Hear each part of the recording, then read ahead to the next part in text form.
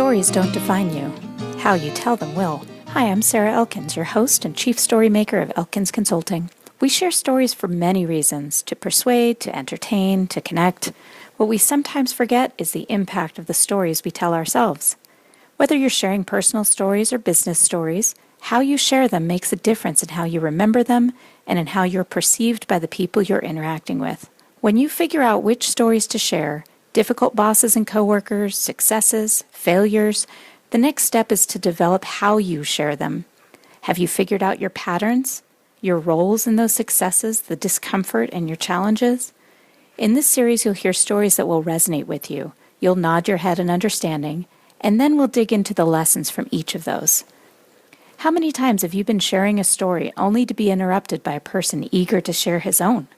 When I'm working with clients on communication skills, I remind them to listen for understanding, not to respond.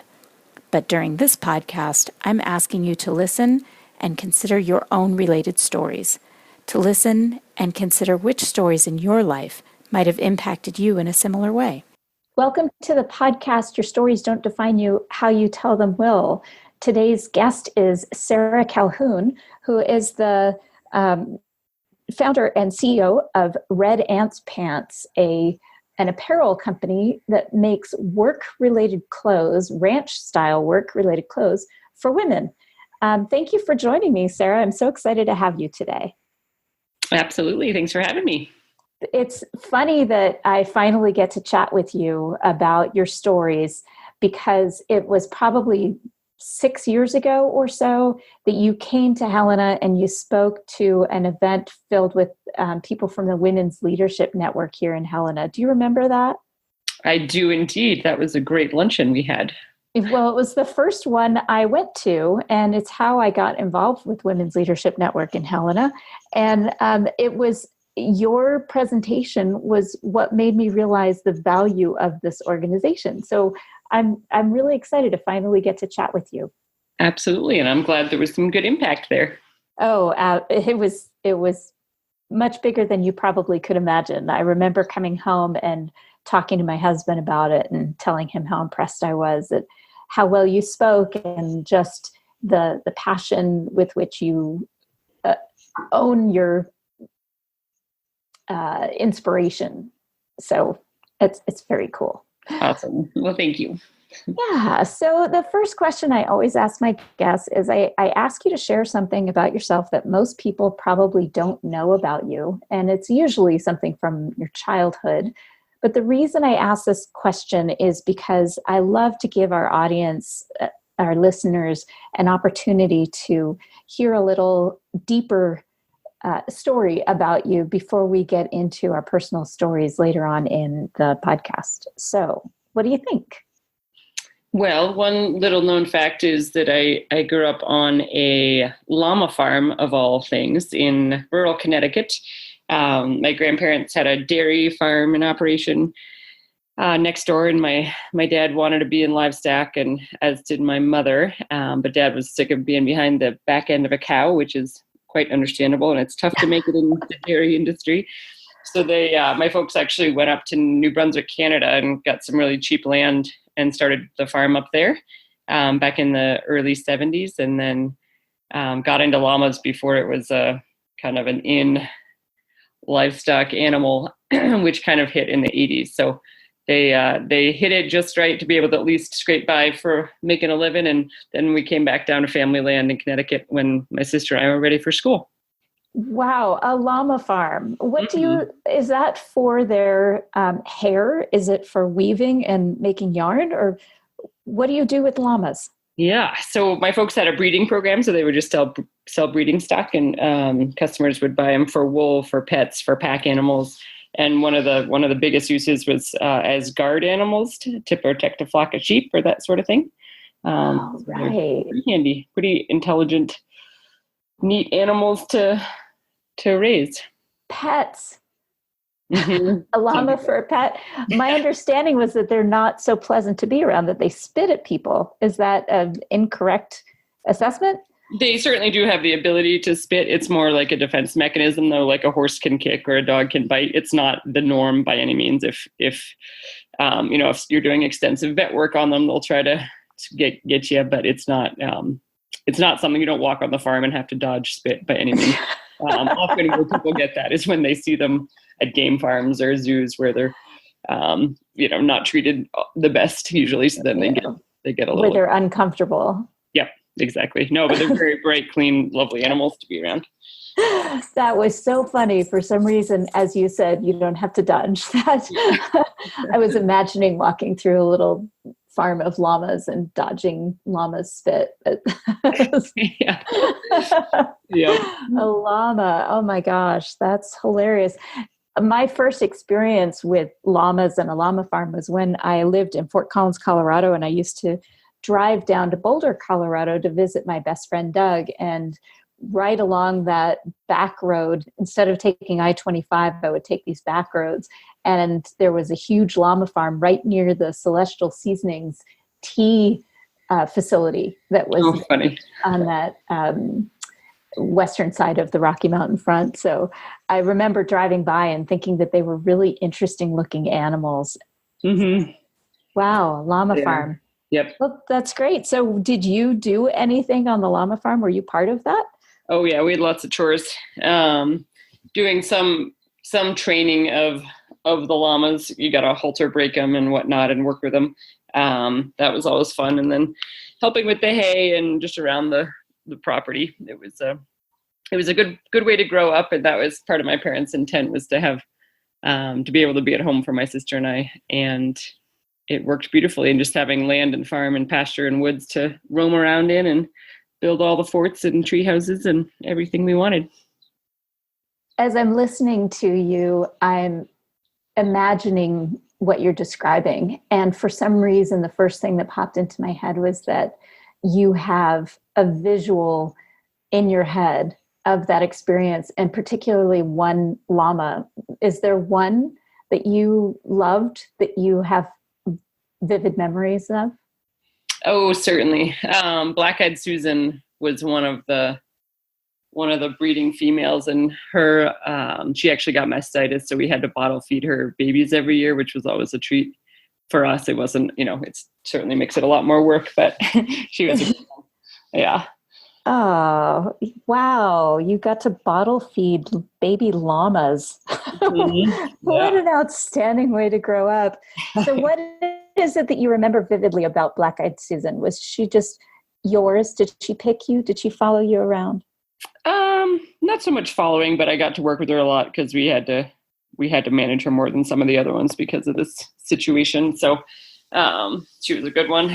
She was black with white face and just a lovely one. And then I would help Dad with a lot of the shearing, just with hand clippers annually. So that was always fun as well. Yeah. Oh, that definitely explains your love for what you do outdoors, the ranch style work, and the reason for your business.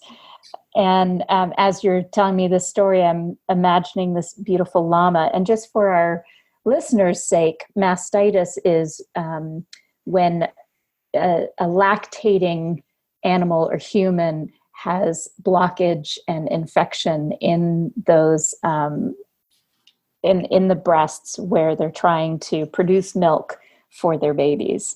Is that kind of accurate? I'm assuming it's the same as mastitis on a human when they're trying to nurse. Yep, exactly. Yeah, which is very painful. It can be really uncomfortable. And so, of course, I'm imagining you putting hot compresses on that poor animal, trying to make her more comfortable. I don't remember that part, but I was young. I remember that part vividly when I was nursing. Oh, no. So, okay, probably TMI over here. Anyway, so let's get into the reason I wanted to chat with you, and this fits perfectly into our conversation.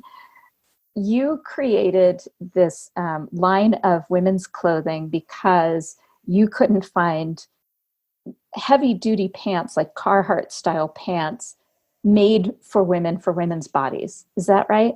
That is correct. Yeah. So tell me when this inspiration struck. So it's funny thinking back to childhood, because it would just ruin my day when I would get grass stains or rip my pants as a kid because mom would get so mad that she'd have to mend them or whatnot. But then fast forward to after college, I instructed for Outward Bound and led trail crews for about 5 years all over the country, and just doing heavy duty work. You obviously need the protection and the functionality of a good pair of work pants. And at the time there was nobody making any for women. And as you know, women's bodies are shaped quite differently than men's. And when you're trying to put curvy women into square men's pants, it just doesn't fit. So I did not have any business background or honestly any interest in getting into business, but I talked to some other companies and tried to see if they would start a line of workwear for women, and no one really jumped, but a guy out of Leadville, Colorado, actually, from the owner of Melanzana, he's like, well, if you're serious about it, why don't you just start your own company? I was like 25, super naive, like, start a business. How hard can that be? Easy yeah. peasy. So what was the first thing you did? You said, okay, fine, I'll do it. What was do you remember the first thing you did? Yes, I bought a copy of Small Business for Dummies because at that time I didn't even know what a business plan was, quite literally. And I just moved to Montana, and it was my first weekend in Bozeman, and I took this book down to a coffee shop and the old Leaf and Bean on Main Street and started reading, and a guy noticed the book and we got to talking, and it turns out for the past 20 years he had done production and design for Patagonia. Oh. Yeah, quite the fateful day. So he took me to his shop a week later and gave me loads of contacts and advice and just said, Sarah, I think you're onto something big here. I think you need to move on this now. And so he's still one of my top mentors and on my board of advisors to this day. That is a beautiful Kismet story. Mm-hmm. And I can visualize it because I've been to the Leaf and Bean in Bozeman. Mm-hmm. I love that little shop. So let's dig into that just a little bit. You're sitting there, you're reading the book. It caught his attention. Did he come over to you and say, hey, what's that about? Yep. And it was one of those, I think they were having a bluegrass jam, and we had to shuffle tables around, and there was kind of a shared picnic table in the back there. And so he moved over to the table where I was reading this book, and we became closer neighbors than we had been. And then he noticed the book and we got to chatting. That's so cool. Yeah. Okay. So you're reading the book, you have this amazing conversation. He says, come check out my facility. Mm-hmm. And you did. And what was the moment that you realized that this was real, that you were actually going to do it? Yeah, at that time I had been chatting about it with friends and family, and it's easy for them to say, "Oh, that's fun, give it a whirl," but to have someone with a voice of experience from the industry really stand behind it and say that it is a good idea that was a big turning point for me, for sure. I bet. So what was the first piece of clothing, and did you design it yourself? Yeah. So then I just got to work sketching out a pair of pants, which, and again, I am no clothing designer or pattern maker or know anything about how to I'm not a sewer. I'm not any of this. So I started the actual design of what I wanted with different features and function and fit. And one of the contacts from Richard was a pattern maker who used to work for Patagonia, also down in Southern California. And so we worked for 8 months back and forth, sending drawings and then samples and prototypes and trying them on and amending and fitting and tweaking until we finally got the right fit. And at the time, my roommate, Sam, who was definitely more of a linear fit and I more curvy, she was this straight cut fit model and I was the curvy cut fit model, just by happenstance, not by any intention that it actually worked. So that was all going on at the same time as Richard advised that I get a job sewing. And so I actually sewed backpacks for a little company called Wookie that used to be around in Bozeman, and just to learn the technical production aspects of the floor, which was awesome. Really enjoyed that work. And then of course it's, there's a lot of catch-22s when you're creating a business plan and trying to work on the design and the textile sourcing and finding manufacturers, and always the marketing and the website and the business structure and financing and what's the logo and what's the name and how are we gonna sell these and where do we want to be in the world, and all the big questions all happening at once. So it was a busy year. I have to ask about that name, Red Ants Pants. Yeah, so the name actually popped into my head. I was in one of my last trail crews, I was down in Southern California after the '03 fires, and the name just popped into my head when I was thinking about this idea. And red's a good strong color, and I liked the ring of it. And I was working with a conservation biologist, and I said, "Hey, Nate, what do you know about ants?" And he goes, "Well, it's the female ants that do all the work." I was like, "All right, done. We're going to check that off the list." And it turns out that in an ant colony, it's the male ants. They simply breed and die. And that is a true story. I love that. That's perfect. I was thinking in terms of fire ants, the red ants that if you don't have really good thick pants on for work, they can bite you right through whatever clothes you're wearing. Yeah, they sure can.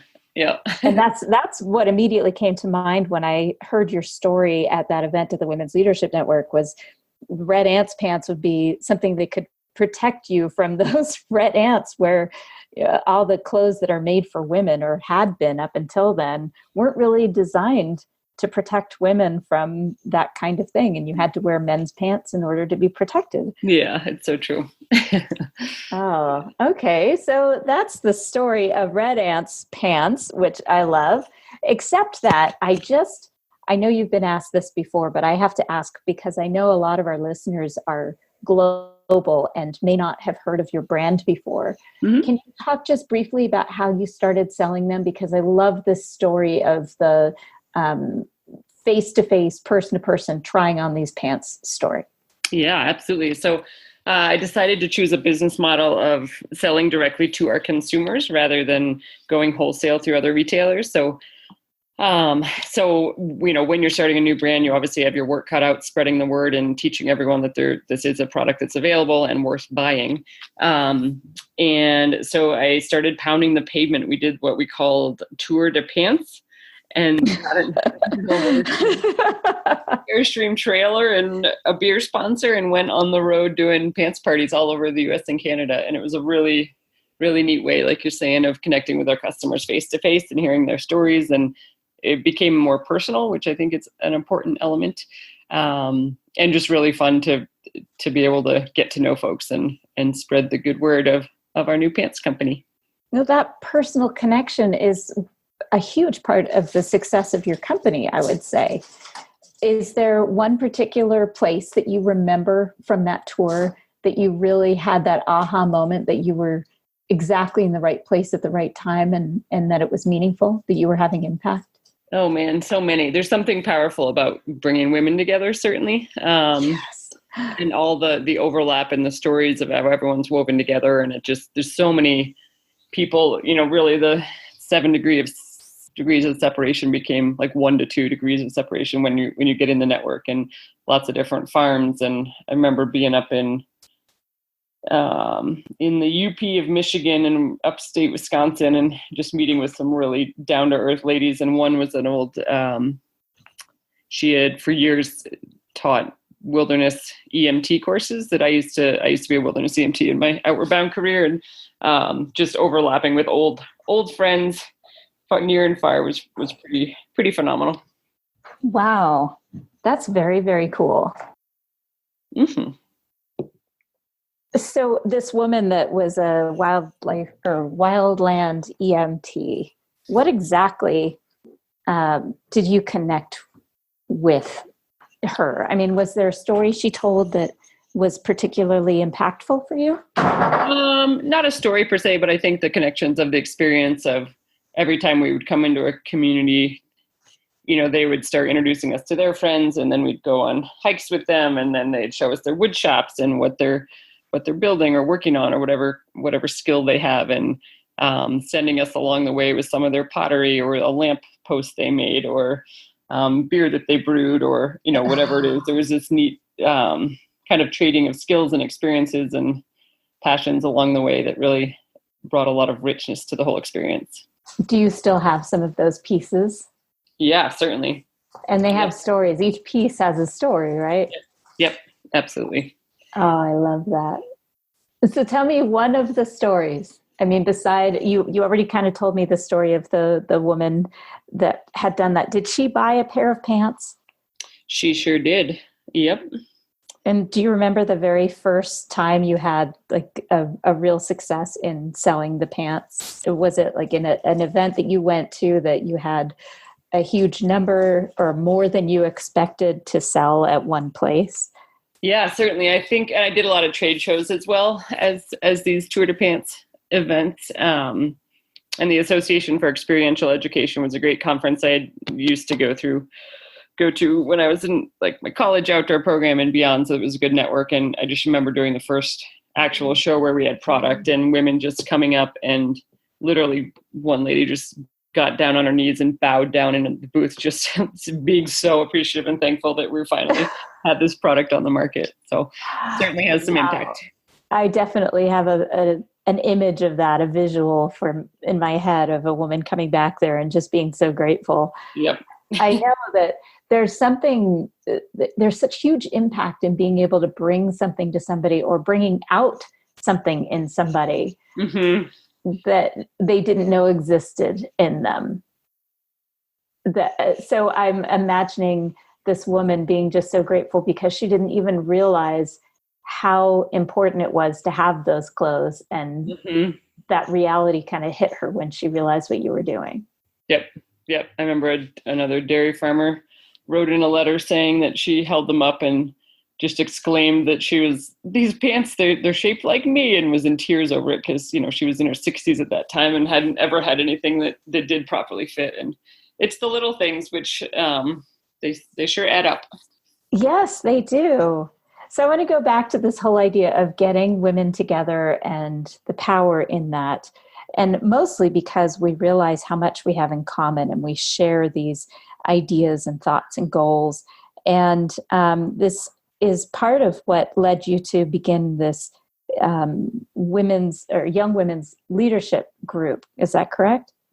Absolutely. Tell me a little bit about that. What inspired you to do what you're doing, and what is the program? Yeah. So I think a lot of influence from these types of pants parties, but also just the support that women have shown throughout this whole journey of starting the Pants Company and the music festival, and then our Red Ants Pants Foundation, which is our 501c3 nonprofit with a mission of encouraging women's leadership, working family farms and ranches in rural communities. And our newest program, which we just finished our first pilot year last spring. So it's a girls leadership program designed for gals entering the junior year in high school from all across Montana. And we accept 8 students every year. And then we also select 8 young professional mentors that we pair up with the girls. And then there's 3 weekend-long retreats throughout the year, 4 webinars. And so they're learning all the hard and soft skills of leadership and personal development, and then paired with this mentor program, and also do a community project back in their hometown. So they really have a chance to practice some of these leadership skills, and the ripple effect of all this impact is pretty astounding. It's been awesome to see. Wow. So this was your first episode of that. Yep. Spring. And what did you mean by impact? What did you see almost immediately following? So interestingly, the group formed way quicker than any of us expected. And we have some phenomenal facilitators and a team of really experienced folks that have done a lot of youth programming. And I think there was a thirst for something like this, for deeper skill development and the camaraderie of a small group like this. We really put a lot of work into making it a safe, intimate experience where we could get deep quickly, and with just 8 girls, there was really a lot of room to grow and get to know one another. And what we see is there's not a lot of programs, or not enough programs in rural Montana, especially for this sort of thing. So the girls being really thirsty for it, and then throwing at anything and everything we can possibly teach them within the boundaries. It was they were just so ready for it and excelled so tremendously. And kind of the goals and the cornerstone of the program is to focus on improving hope for our youth, pride in our rural communities, and then strength and courage in their leadership. So you said that you were amazed at the impact. Have you seen impact outside of the experiences of these young women in terms of what they've done since they left the program or while they were in the program? Yeah. So with the community projects, they're all, they ranged from, we tried to keep it pretty open to see what sort of things they were interested in helping out in their local community. And one gal created a walking trail and had a whole bunch of people come together and build birdhouses and benches. And that's going to be an ongoing, lasting thing that's existing. And she's in a lot of these projects are still getting wrapped up this time of year. But we had another one do some really neat kind of school weekend lunches for over the weekends for for students and peers that needed extra food. We had some meat going to veterans in some reservation communities. We had some like a campaign against texting and driving, and lots of different diversity and neat projects going on across the state. It was awesome to see these girls really kind of learn both the challenges and opportunities of what can be done on a civic level in your own hometowns. Wow. So these are all Montana young women for now. Mm-hmm. Yep. Do you think you'll expand it beyond Montana?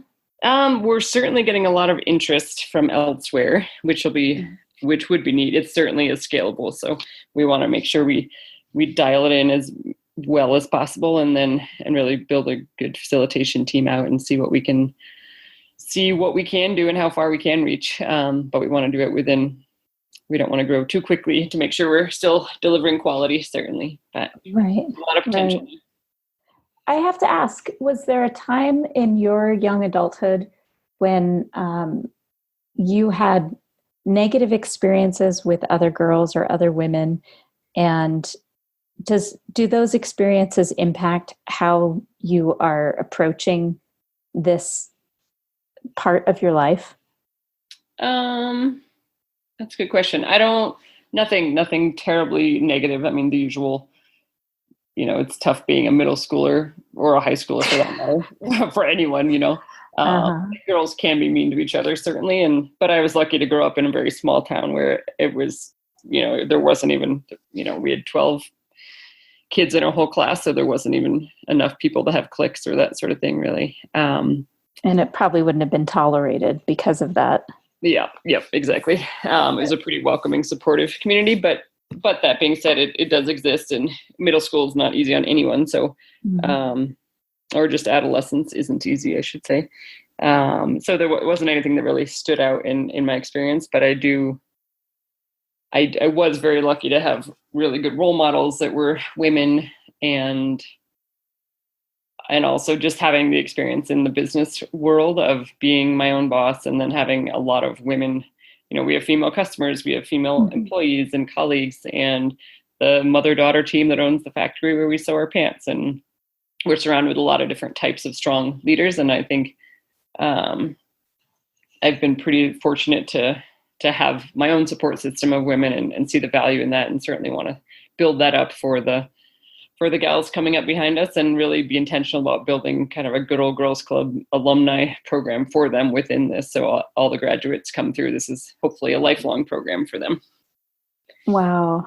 It sounds like exactly what we need in terms of relationships among women, and kind of, I don't like it when people use words like fight or battle against something that changes the meaning when you use that kind of phrasing. And so rather than saying something like fighting the mentality of mean girls, balancing that by providing an environment that encourages and supports and builds those female networks that can be so incredibly valuable. Mm-hmm. Absolutely. And they've been around for men forever, just by the nature of the beast, I think. And we have to be really intentional about building them in a way that we, to figure out how we need them and how to best support each other and all of the gals coming up behind us. So I'm sure you're right. And I'm kind of sitting here trying to figure out what role each of us can play in that, no matter where we're sitting. So I know that I just actually finished a great workshop with dependents of National Guards soldiers that have been deployed or are currently deployed. I worked with their dependents that are 13 to 17, a small group at a camp where we did workshops about storytelling and personal brand. And I noticed that there was a camaraderie among the girls that I didn't experience when I was in middle school and high school. I had very negative experiences in those years. I went to very big schools as well. So there was a lot of bad behavior that was tolerated because there wasn't much you could do in a system that size. But I remember being so hopeful after leaving this group of young people, because not only were the girls supportive of each other, there seemed to be a culture of support among all the kids, no matter where they came from, no matter their gender, no matter their orientation, or their interests even. You could see the differences among them, the kids that were more intellectual and the kids that were more athletic and the kids that were somewhere in between. And I love what you're doing because it seems to connect these young women in a way that overcomes all of those differences and really puts forward what we can do for each other to build something powerful and with positive impact. Absolutely. There's so much potential there for sure. And I like the idea of framing it as, right now we kind of look to our politicians as our leaders, but I think there's a lot of potential for really emphasizing that this can be leaders in the business world or leaders in your civic communities, organizations, or leaders in your church or leaders in your home, or there's so many different types of leadership. And I think we all have kind of a duty to step up into those roles. And especially when we can get more women in them, I think we're all better off.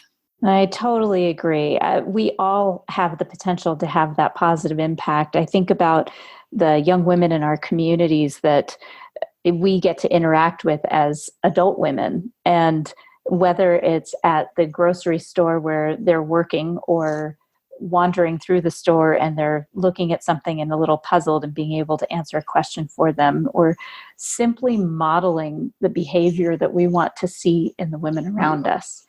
I think we need to pay closer attention to what we're doing as ambassadors for women in general. Yep, absolutely. One more story before we wrap this up. I would love to hear about one of those events or one of the weekends where you did the retreats for the girls, where something absolutely lit you up, where you heard something or saw something or just had an experience or a conversation that you still think about and the sense of satisfaction that came with it. Yeah, it's neat. And reflecting on it, I think what was surprising to me was how impactful the program was to not only to the girls, but to our mentors and to our staff, to ourselves. Like it was an incredibly emotional experience for all of us. And at the end, I mean, there were tears at least once continually throughout the whole process, but to be able to really create a safe place where we can all be a little bit vulnerable and let our guards down was an important thing for all of us as well as, as the grownups. And I think there was a lot of, I think that was an element that really brought it home for a lot of people. And just hearing the girls go around and say at the end how this program saved my life. Like this is a sisterhood now. And hearing those kind of things from 17-year-old girls that now have lifelong connections and friends and a network is really, really pretty special. I can see you sitting in that room with those young women and hearing those words coming out of their mouths and the tears that are coming along with them. That must have been a really huge moment for you, but you wouldn't have known at that moment. It was probably a few weeks later as you looked back. Did you tell anybody in particular? I'm assuming you did some sort of a debriefing with the mentors and the other people, the other adults that were in the room? Yes, we've got a lot of debriefs, both with the mentors and staff, and then a lot of evals with the participants and with their parents. And it is really neat to see how it all, it's not just over now, just because the program's over doesn't mean that the impact is over, which is really good to know. Yeah, I call that avoiding the after conference hangover.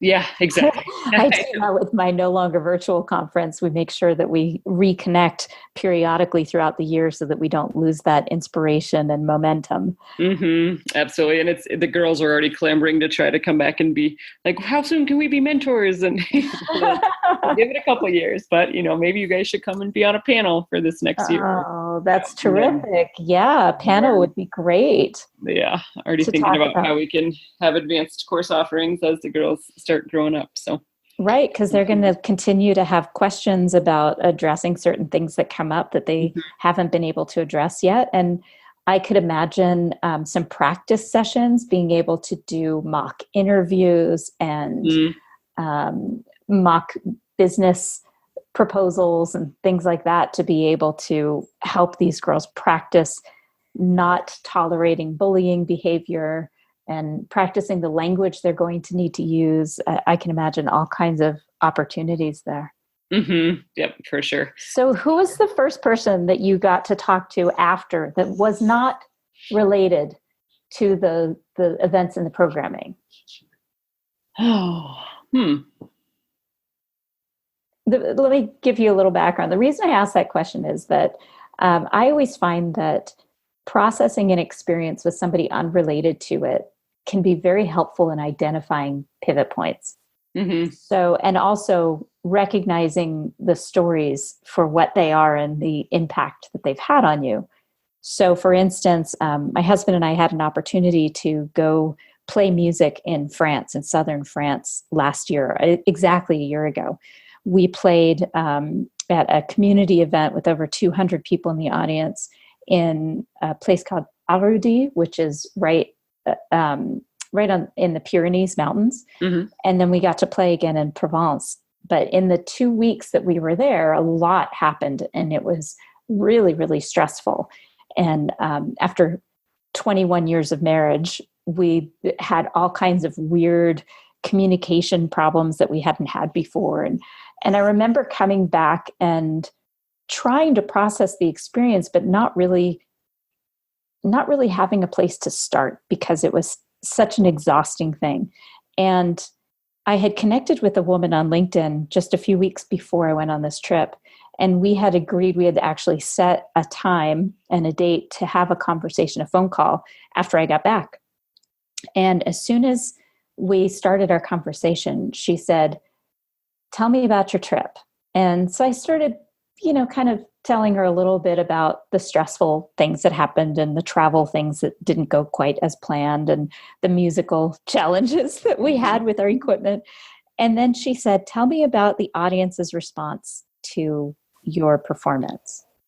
And she asked me exactly the right question to help me visualize a really powerful experience, which was when I sang. There were 2 songs that I sang for the first gig with over 200 people in the audience, most of whom did not speak English, where they ended up singing with me. Mm.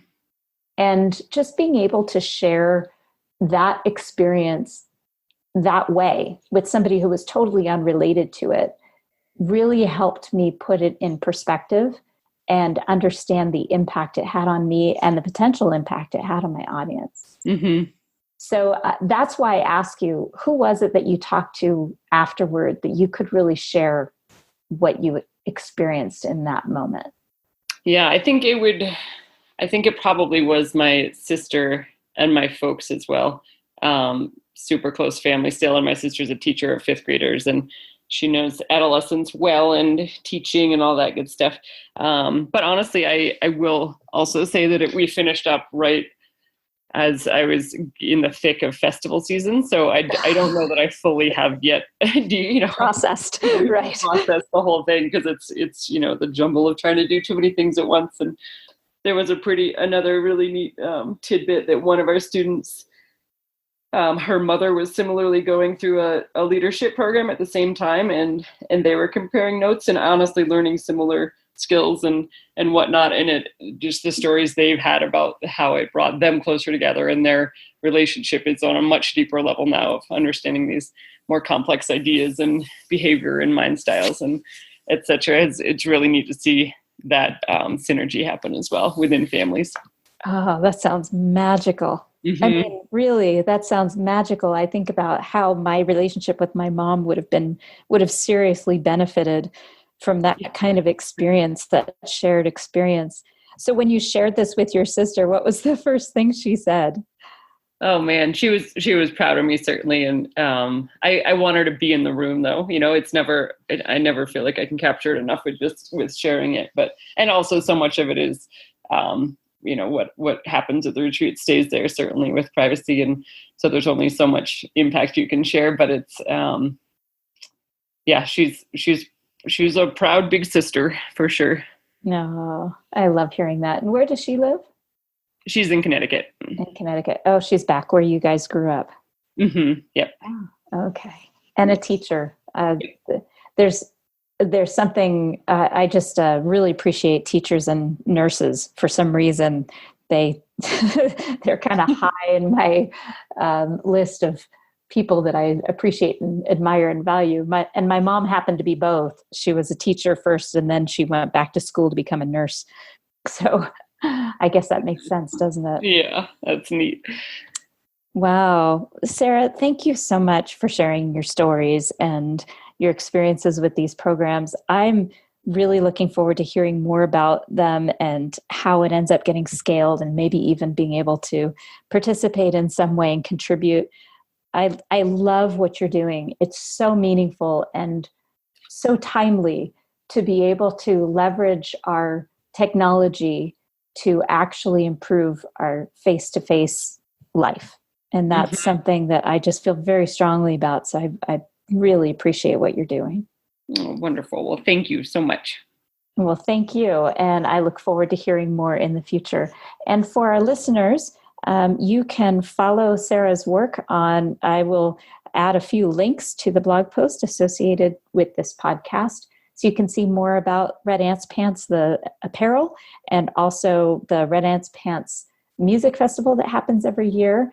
And I will also link to the women's leadership programming that they are working through and improving and building, and hopefully we'll be able to scale in the near future. So thank you, Sarah. I appreciate your time. Absolutely. Thank you. Thank you for listening to Your Stories Don't Define You, How You Share Them Will. Please visit my website for more podcast episodes, blog posts, and information about how I can help you develop and share your stories at elkinsconsulting.com.